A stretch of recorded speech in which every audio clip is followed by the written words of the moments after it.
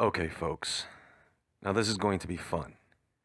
So I have a question for everyone. Serious question. This is something that, well, I'll just come out with it. What if dragons were real? Now I know what you're thinking. What the freak are you talking about, Woodward? I'm talking about dragons. You know, those large dinosaur-like monsters that fly in the air and breathe fire? Those things. What if they were real?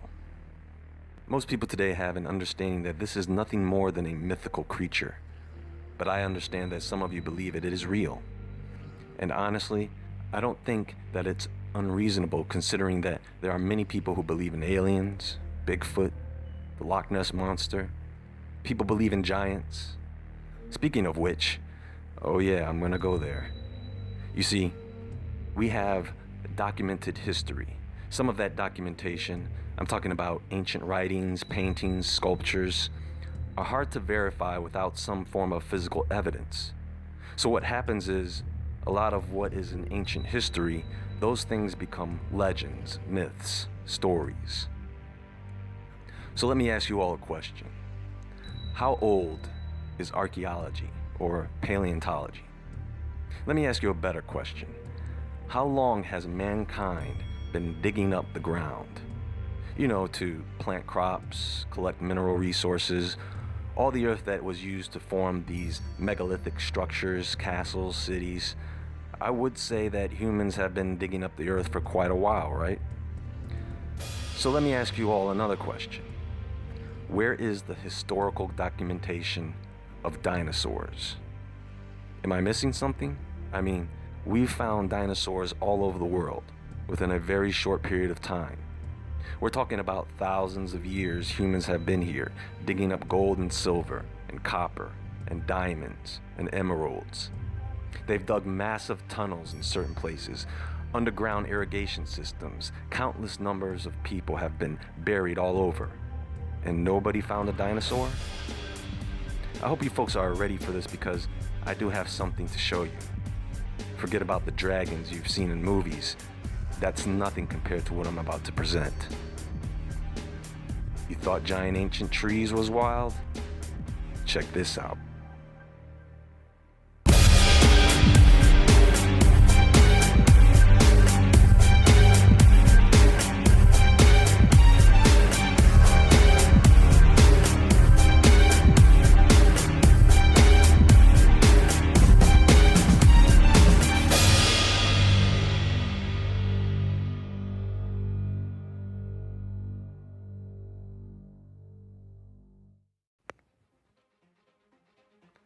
So before we begin, I want to make sure that everyone has a very good and clear understanding of something because even when I explain this to you, you're going to see things that are quite prodigious and fantastic.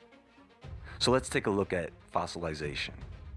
First, what is a fossil by definition? A fossil is the preserved remains or traces of remains of an ancient organism, but it is not the actual biological remains of the organism. It is a rock. Now this rock or fossil can preserve the entire organism or just part of it, such as bones or bone fragments, teeth, skulls, leaves, feathers, shells, etc. A fossil can be a microfossil, which you need a microscope to see. This includes things like bacteria and pollen. A fossil can also be a macrofossil, which could weigh tons like petrified trees or very large bones. Some of the oldest fossils are of algae, and some of the most recent are that of woolly mammoths.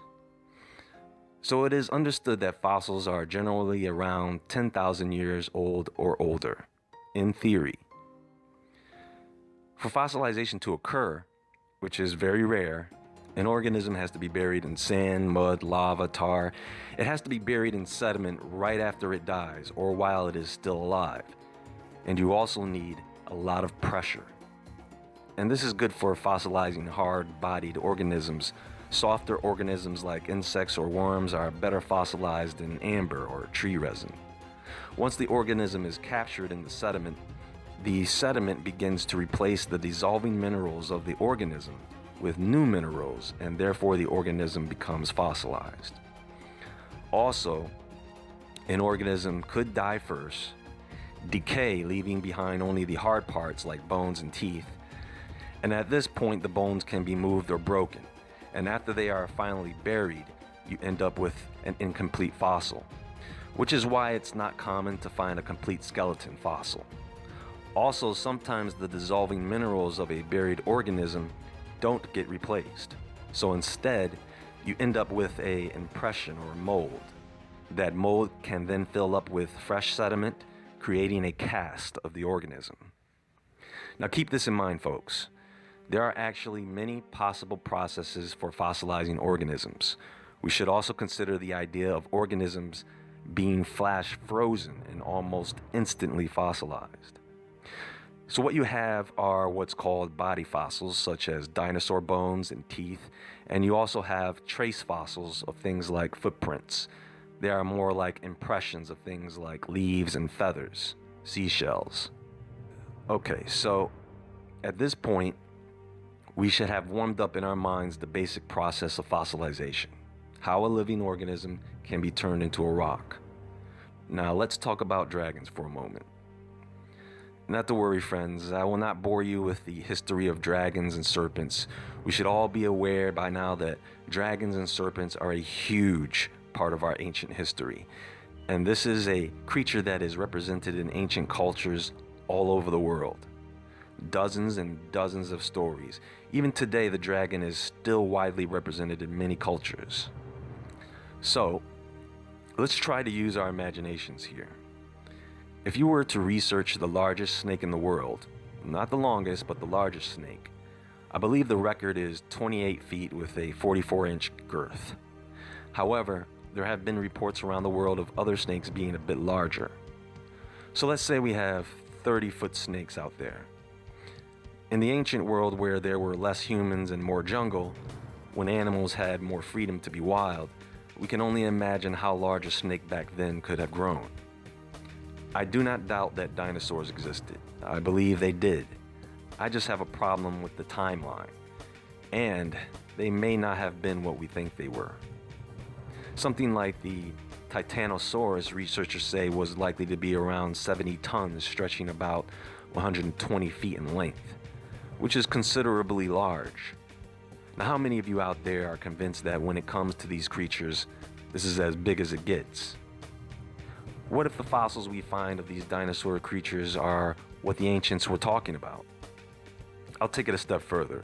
What if these creatures at one time were so massive that they could literally block out the sun? Well, that would take something the size of a mountain or greater, right? That is exactly what we are going to get into right now. So this is Google Earth, and I want you to just take a look at the area of West Africa. I'm just going to outline it for you. Now, what does that look like? Now, before I say anything else, I'm not going to be the one to explain it to you. Instead, I want you to go to the description box. This is going to be a bit of an interactive episode, folks. I want you to go to the description box below, and there is a video by Mud Fossil University there. Watch that video, and then peruse the channel, and then come back. Do that now, because you may not know what in the world I'm talking about later. Go ahead, I'll wait.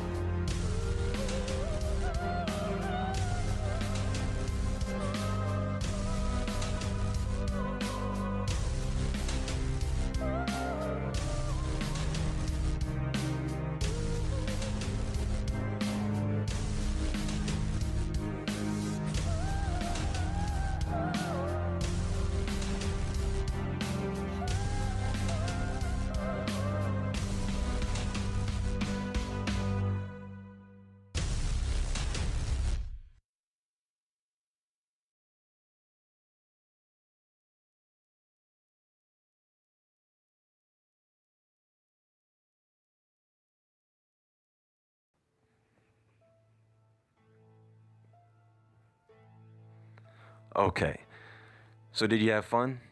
Roger seems like a fun guy, and I'm looking forward to reading all your comments about this. Now, do I agree that what we are seeing here are the remains of a gigantic dragon and fish? I believe that it is possible, and we can't say that there is no evidence to support this when it is all around us. It could be just a matter of perspective. We can't say that ancient civilizations never told us about these things.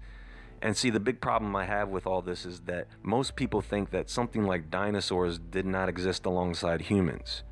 I truly believe that mainstream science has put this millions of years gap between us and these creatures, and I think that is a lie. I'm telling you, these ancient civilizations talk about monsters as if it was part of daily life. Yet we only want to believe parts of their stories. You see, folks, they have already dug up things that you wouldn't believe. Human skeletons over 120 feet. Get ready, because you are going to see these things, and they are real.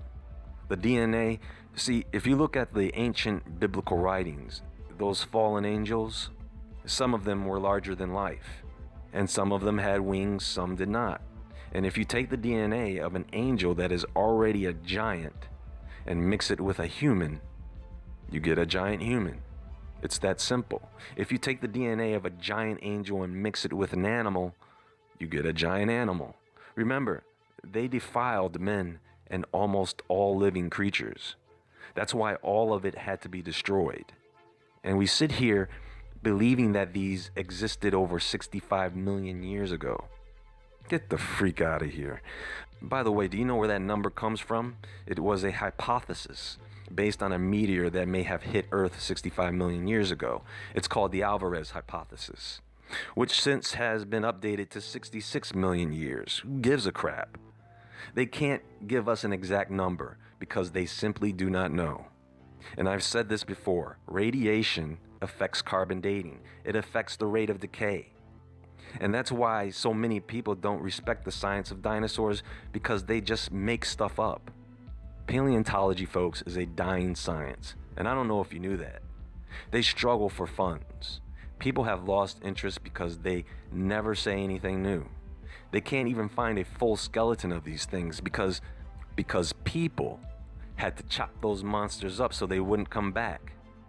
There are stories of this. People always wait for some scientist to confirm if something is real or not. Do you know we have idiots out there who are agnostic, just waiting for some scientist to confirm the existence of God? And it is hilarious and sad. Now, if you took some time to go through Mud Fossil University's channel, you would have come across some things that are mind-blowing. I mean, things that are just unbelievable. And the idea here is that the Earth, particularly the crust, is nothing more than the compost of ancient creatures.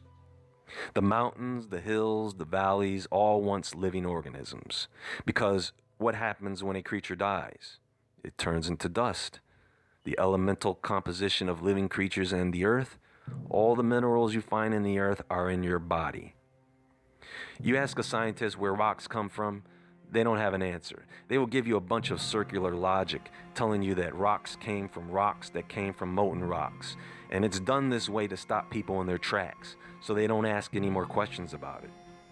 Folks, the time has come where certain things are going to be revealed to you.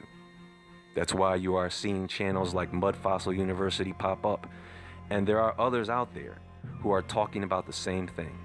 You see, the one thing that the flat earth theory is doing, it is showing you that people are starting to lose faith in mainstream science. They are just not buying it anymore. And these evolving and growing ideas of giants, giant trees, dragons, you're going to find out very soon that some of these things are definitely real. And it's not going to be something you have to go and do research to confirm. It will be in your face, and no one at that point will be able to tell you that it's just a myth or legend. The truth is coming, folks, and it is much stranger than fiction. Keep your eyes open and gather as much information as you all can about giants, dinosaurs, the ancient writings, and come to your own conclusions.